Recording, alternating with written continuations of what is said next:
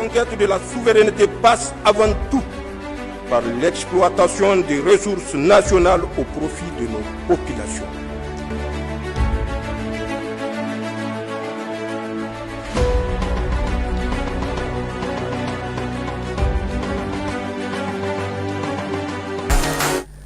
Soyez les bienvenus dans cette édition. Le Premier ministre, ministre de l'Économie et des Finances, Ali Mohamed Lamine Zen, est à Washington, aux États-Unis d'Amérique, où à la tête d'une importante délégation, il prendra part aux assemblées annuelles du groupe de la Banque mondiale et du FMI. Plusieurs rencontres et réunions techniques sont prévues au programme de son séjour dans la capitale américaine. Faisons le point avec nos envoyés spéciaux, Abad Amiti et Ousmane San Abdou. Le Premier ministre, ministre de l'Économie et des Finances, Ali Mohamed Lamine Zen, prend part à Washington, aux États-Unis d'Amérique, aux assemblées annuelles du groupe de la Banque mondiale et du Fonds monétaire international FMI.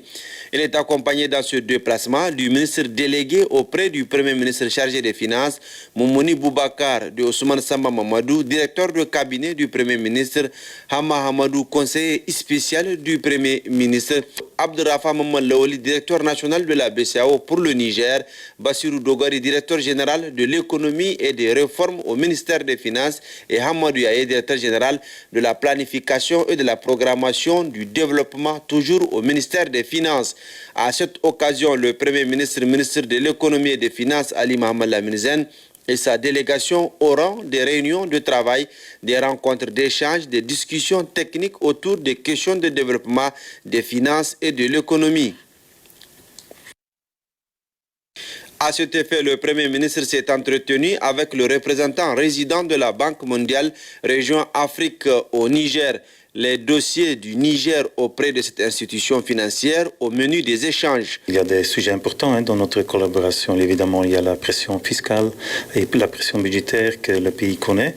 Mais c'est quelque chose où, ensemble, entre le Niger et la Banque mondiale, nous devons essayer de trouver une solution. Il y a aussi le portefeuille, les activités, les programmes dans le portefeuille. Comment est-ce qu'on peut accélérer la mise en œuvre de ce portefeuille et quels sont les obstacles. Puis il y a aussi le nouveau financement. Quels sont les nouveaux financements qu'on va appuyer? Comment est-ce qu'on va appuyer, par exemple, le Niger à trouver des solutions pour le secteur bancaire? Vous savez, on a le grand projet agriculture qui a été approuvé. Maintenant, il faut la mettre en œuvre, il faut la mise en vigueur, etc. Ce sont des sujets, des dossiers qu'on va regarder en détail pendant ces jours. Le Premier ministre, ministre de l'Économie et des Finances, Ali Mohamed Lamine Zen, s'est également entretenu dans l'après-midi avec l'ambassadeur des États-Unis d'Amérique au Niger. Ces assemblées annuelles du groupe de la Banque mondiale et du Fonds monétaire international FMI réuniront ici à Washington les dirigeants influents de la sphère politique, des entreprises et des organisations internationales, entre autres. Le ministre d'État, ministre de l'Intérieur, de la Sécurité publique et de l'administration du territoire assurant l'intérim du Premier ministre, ministre de l'Économie et des Finances, a eu une séance d'échange ce matin à Niamey avec une délégation algérienne. Le renforcement de la coopération entre les deux pays était au centre de l'entrevue.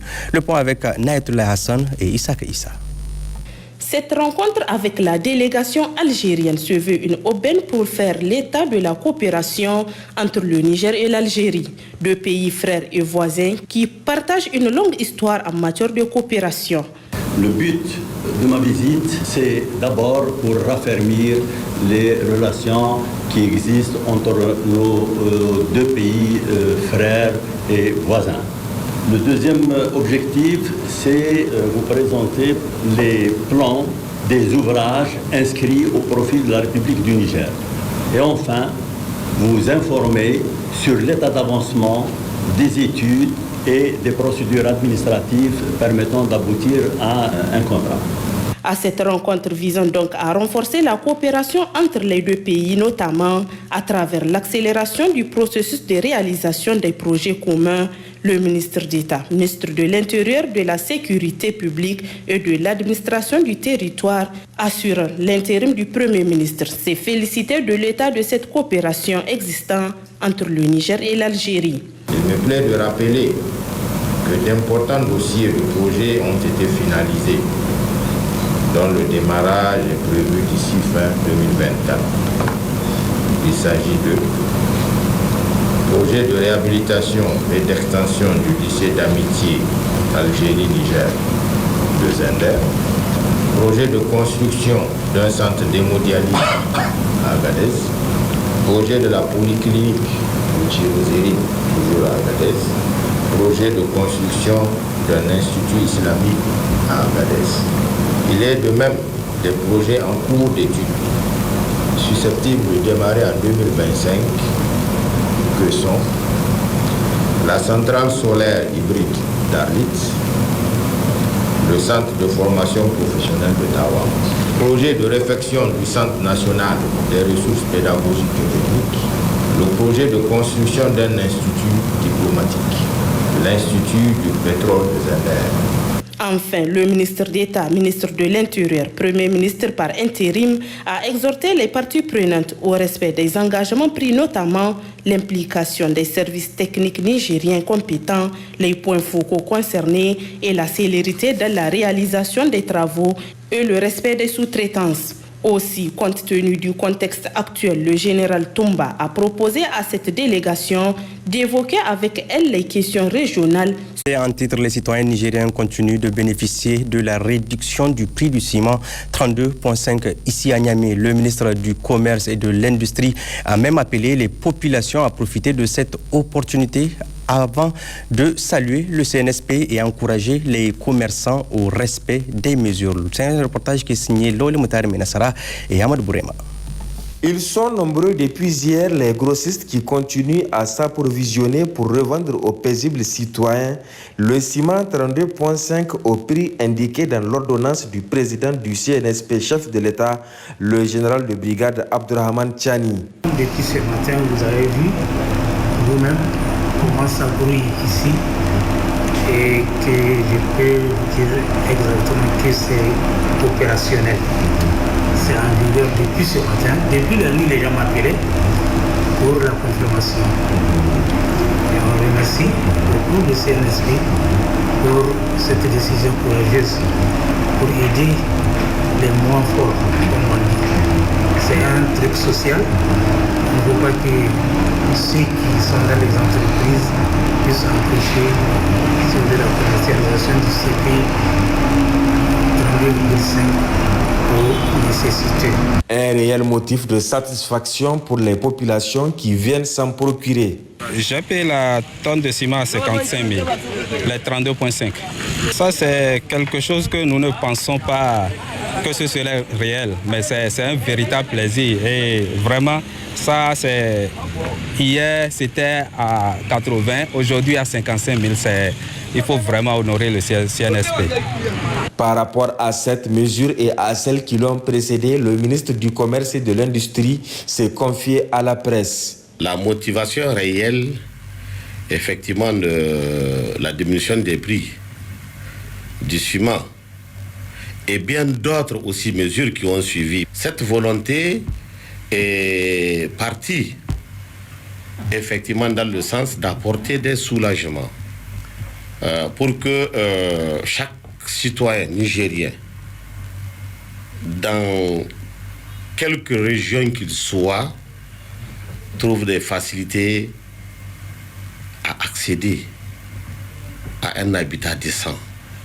Nous pensons que c'est une mesure qui va soulager effectivement beaucoup de ménages. Le ministre Seydou Asman s'est en outre apaisanti sur la réunion qu'il a présidée hier en présence de tous les acteurs concernés et impliqués dans la mise en application de la réduction du prix du ciment. Il a été clair, aussi bien pour les cimentiers que pour les revendeurs, de part et d'autre. En tout cas, l'application s'impose à tout le monde. Donc c'est pour cela que quand nous avons fait en tout cas le point par rapport à la situation, l'ensemble des acteurs se sont engagés effectivement à mettre en application les dispositions de cette ordonnance. C'est une mesure qui s'applique sur l'ensemble du territoire national. Il a conclu en appelant la population à profiter au maximum de toutes les opportunités offertes par le Conseil national pour la sauvegarde de la patrie. La population a son rôle à jouer Parce qu'au-delà du rôle de l'État, la population aussi qui est bénéficiaire doit se mettre à l'esprit que cette mesure, si elle a été prise, c'est à son profit. Donc, qu'elle doit se porter gardienne de l'application de cette disposition-là sur l'ensemble des pays africains. Il n'y a nulle part où ce ciment-là coûte moins cher qu'au Niger. Il n'y a nulle part. Dans le même élan, sur instruction du chef de l'État, le général de brigade Abdraman Chani et le Premier ministre Lamine Zen, à mettre sur place effectivement des mécanismes pouvant permettre à l'État de racheter les produits céréaliers. Donc tout ce qui est issu de la récolte de cette année, Inch'Allah, l'État se portera acheteur de ces produits-là pour les mettre en sécurité afin que demain, quand le besoin va se faire sentir, que ces mêmes produits-là ressortent des magasins de l'OPVN pour être mis à la disposition de la population. Donc je profite de l'occasion pour lancer un appel à tous les citoyens de s'armer de cette volonté d'empêcher tous ceux qui peuvent venir d'ailleurs pour acheter nos céréales et les amener ailleurs et les sortir de notre territoire. Ce n'est pas dans l'intérêt des citoyens nigériens. Cette énième décision au profit des populations témoigne éloquemment de la volonté des autorités du CNSP à œuvrer davantage dans l'amélioration des conditions de vie des ménages nigériens. Suite de cette édition, mission conjointe de la ministre en charge de l'éducation et celui de l'urbanisme dans la région de Maradi. Cette mission s'inscrit dans le cadre de la supervision des préparatifs de la rentrée scolaire prévue le lundi 28 octobre 2024. Ils ont visité plusieurs établissements impactés par les inondations. Le point avec Aminata Ali Hassan et Nassir Nakakali. Il s'agissait pour la ministre en charge de l'éducation nationale et son homologue de l'urbanisme et de l'habitat, à travers cette mission, de constater de visu et de s'informer de la situation de certains établissements impactés par les inondations, ceux en chantier et ceux qui accueillent les populations sinistrées, afin de prendre les dispositions idoines pour une rentrée scolaire normale, mais aussi et surtout accélérer les travaux de construction des classes en cours dans les différentes écoles et s'assurer de leur disponibilité avant la rentrée scolaire prévue pour le lundi 28 octobre prochain sur toute l'étendue du territoire national. L'école Kaura Hassaou a constitué la première étape de cette série de visites. La délégation ministérielle a visité une partie de l'école inondée par les eaux des pluies, de l'école Médressa Yentaka traditionnelle, en passant par le CES Bagalam, où la ministre en charge de l'éducation a ordonné d'accélérer les travaux de désherbage pour que l'école soit prête pour accueillir les apprenants à la rentrée.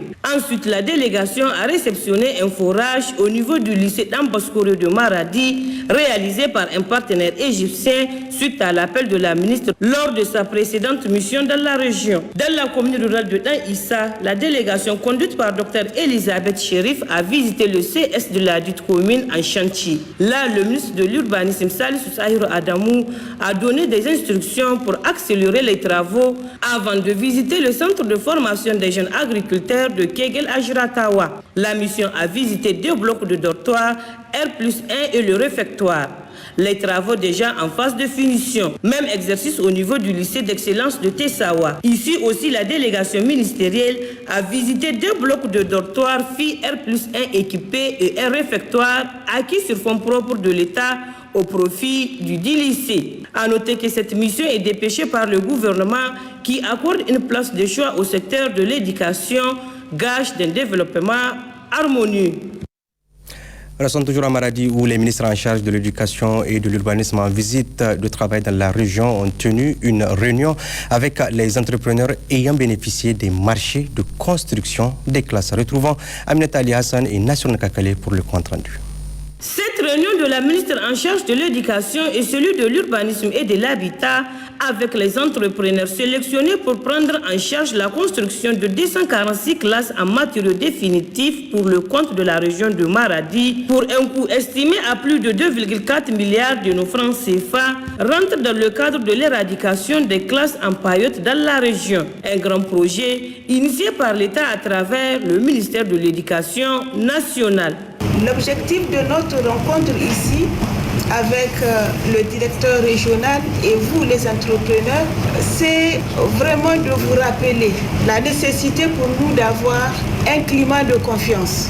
Vos dossiers ont été sélectionnés selon un certain nombre de critères. Je suis avec le ministre de l'Urbanisme pour voir dans quelle mesure est-ce que nous pouvons très rapidement relever ces défis. Le ministre de l'Urbanisme a rappelé aux entrepreneurs les normes de sécurité à respecter dans la construction de ces classes. Nous vous demandons de faire preuve de résilience, donc de relever les défis, de faire tout vraiment pour nous livrer ces classes-là et dans le respect vraiment des normes en termes de construction. Nous avons nos services régionaux qui sont là. Le ministère de l'Éducation, il a des services techniques qui sont représentés. Donc si vous avez un quelconque problème, monsieur le gouverneur est là, il faut aller vers eux, trouver une solution pour nous livrer vraiment ces classes-là à temps. Il faut noter qu'en marge de cette mission, la délégation conduite par Dr Elisabeth Chérif a rendu une visite de courtoisie à l'honorable sultan du Gobir, Abdoubala Marafa. Et puis, dans le cadre d'une démarche visant à garantir une bonne rentrée scolaire 2024-2025, les plus hautes autorités du pays ont dépêché à Zender une délégation gouvernementale composée des ministres en charge de l'éducation et de l'urbanisme afin de trouver des solutions rapides pour permettre aux apprenants de bénéficier de leur nouvelle salle de classe dans les plus brefs délais. Matotoraki et Lolo Seni pour plus de précisions. Visite des établissements scolaires renfermant des chantiers de classe en cours de construction sur fonds propres de l'État et échange avec les différents acteurs concernés, les ministres Dr Elisabeth Chérif et Salissou Sahirou Adamou en compagnie du gouverneur le colonel Issoufou Labo ont identifié plusieurs préoccupations et des solutions pérennes. La visite a débuté par le département de Damagaram Takaya. Sur place, c'est une population enthousiaste qui a accueilli la délégation. Au cours d'une brève cérémonie, le préfet du département, capitaine Bawa Adamou, a exprimé sa gratitude et son profond respect envers les nouvelles autorités du pays qui ne ménagent aucun effort pour le secteur éducatif. Tour à tour, le gouverneur de la région de Zender, la ministre de l'Éducation nationale et le ministre de l'Urbanisme et de l'Habitat ont tous témoigné la reconnaissance du Conseil national pour la sauvegarde de la patrie aux populations pour leurs efforts à demeurer résilientes dans les moments difficiles. Rappelons que cette mission conjointe entre dans le cadre de supervision de la rentrée scolaire prévue pour le lundi 28 octobre 2024. La suite de la visite, la délégation ministérielle l'a réservée au niveau de plusieurs écoles de la ville. Visite qui vise à accélérer les travaux de construction des classes en cours et s'assurer de leur disponibilité avant la rentrée. Pour cette année 2024, l'État a injecté plus de 2 milliards de francs CFA pour la construction de 213 salles de classe pour la région de Zender. Beaucoup sont à un niveau très avancé. C'est pourquoi partout sur les différents chantiers, Dr Elisabeth Chérif a insisté sur l'importance d'accélérer le processus afin de garantir que les salles de classe soient opérationnelles le plus rapidement possible. Elle a également souligné l'engagement du président du Conseil national pour la sauvegarde de la patrie, le général Abdraman Chani, et du gouvernement de transition dirigé par Ali Mohamed Lamine Zen à fournir un environnement d'apprentissage sûr et adéquat pour tous les élèves, quelles que soient les circonstances. Pour sa part, Salissou Sahirou Adamou a indiqué que son département ministériel s'est inscrit dans la dynamique de poser les bases d'une véritable révolution dans le foncier urbain en améliorant l'accès à des classes de qualité répondant aux normes dans un délai raisonnable. Sachez enfin que les deux membres du gouvernement ont exprimé toute leur satisfaction au vu de constats faits sur le terrain, comme quoi la région de Zender est fin prête pour cette rentrée scolaire 2024-2025. La terre ne ment pas, en tout cas pour cette année. Elle a répondu favorablement à l'appel du ciel et abondamment en attente des